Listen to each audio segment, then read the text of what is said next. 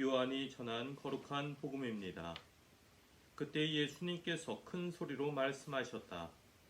나를 믿는 사람은 나를 믿는 것이 아니라 나를 보내신 분을 믿는 것이다. 그리고 나를 보는 사람은 나를 보내신 분을 보는 것이다. 나는 빛으로서 이 세상에 왔다. 나를 믿는 사람은 누구나 어둠 속에 머무르지 않게 하려는 것이다. 누가 내 말을 듣고 그것을 지키지 않는다 하여도 나는 그를 심판하지 않는다. 나는 세상을 심판하러 온 것이 아니라 세상을 구원하러 왔기 때문이다. 나를 물리치고 내 말을 받아들이지 않는 자를 심판하는 것이 따로 있다. 내가 한 바로 그 말이 마지막 날에 그를 심판할 것이다. 내가 스스로 말하지 않고 나를 보내신 아버지께서 무엇을 말하고 무엇을 이야기할 것인지 친히 나에게 명령하셨기 때문이다.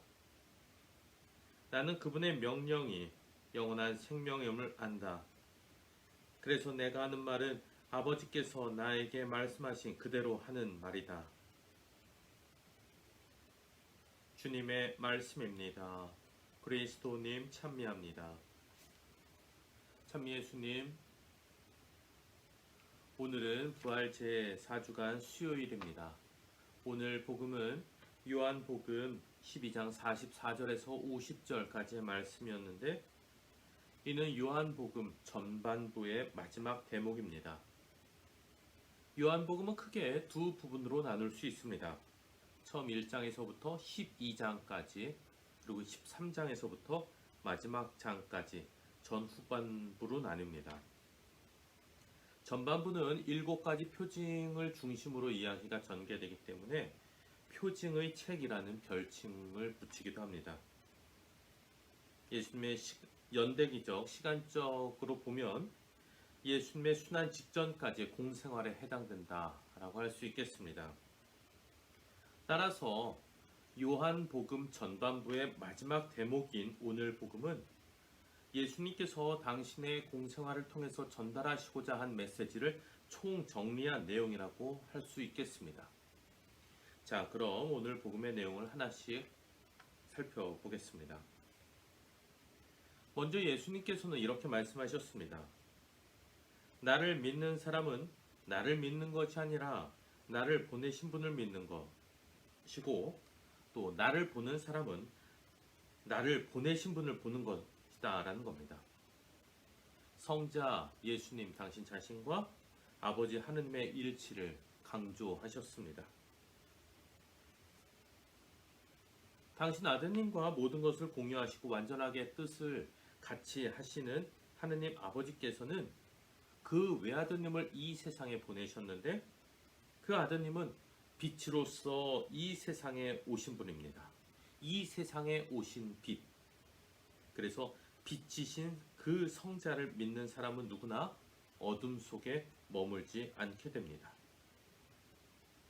자, 그렇다면 어둠 속에 머물지 않는다라는 게 대체 무슨 의미일까요? 그것은 예수님께서 이 세상에 오신 목적과 관련되어 있는데, 예수님께서는 세상을 심판하러 오신 것이 아니라 세상을 구원하러 오신 것이다 라는 거죠. 바로 구원을 다른 말로 표현한 것이 어둠 속에 머물지 않는다 라는 것이었습니다. 그러니까 빛으로서 오셔서 우리에게 어둠을 몰아내셨다. 구원받지 못하는 그러한 상황들을 싹 다 치워주셨다, 정리해 주셨다라는 겁니다. 빛을 비추어 주심으로써 말이죠. 예수님께서는 구원과 관련해서 아버지 하느님께 받은 사명을 정확하게 더 구체적으로 말씀해 주십니다. 나는 그분의 명령이 영원한 생명임을 안다.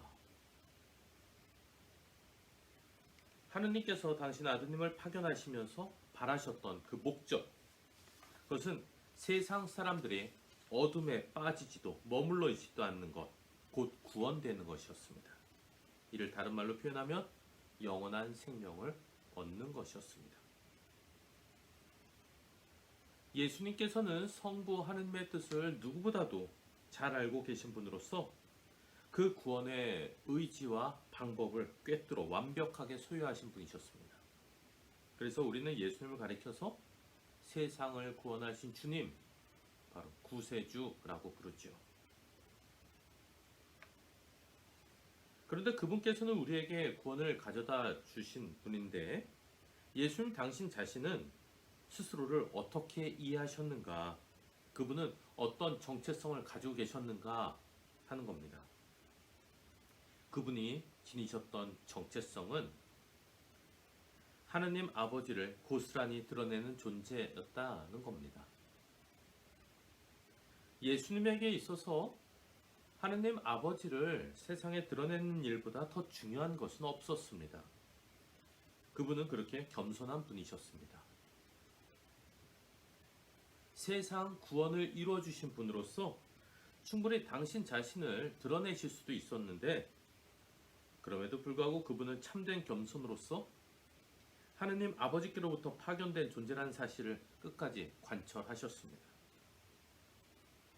이러한 그분의 모습은 나 자신을 드러내는 데 익숙하고 그것을 억지스럽게 고집하는 우리들의 모습과는 참 다릅니다.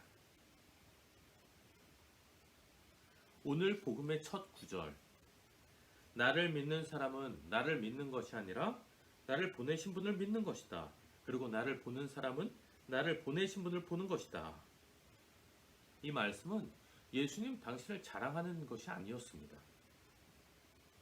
성부 하느님을 드러내면서 오직 그분께만 충실하겠다는 예수님의 겸손한 의지가 담긴 말씀이었습니다. 우리는 무엇보다도 구원을 중지하시며 또한 그것을 직접 실현하시는 예수님의 자세, 곧 겸손한 자세를 배워야 하겠습니다. 그분께서 세상을 구원하신 방법은 다름 아닌 겸손한 순종이었습니다.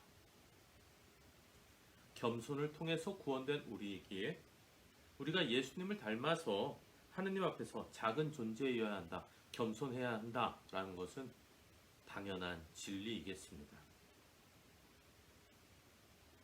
우리가 구원된 방법은 대단한 능력에 앞서 겸손을 통해서였기 때문에 우리가 겸손할 때 우리는 예수님 구원의 방법에 동참할 수 있게 됩니다.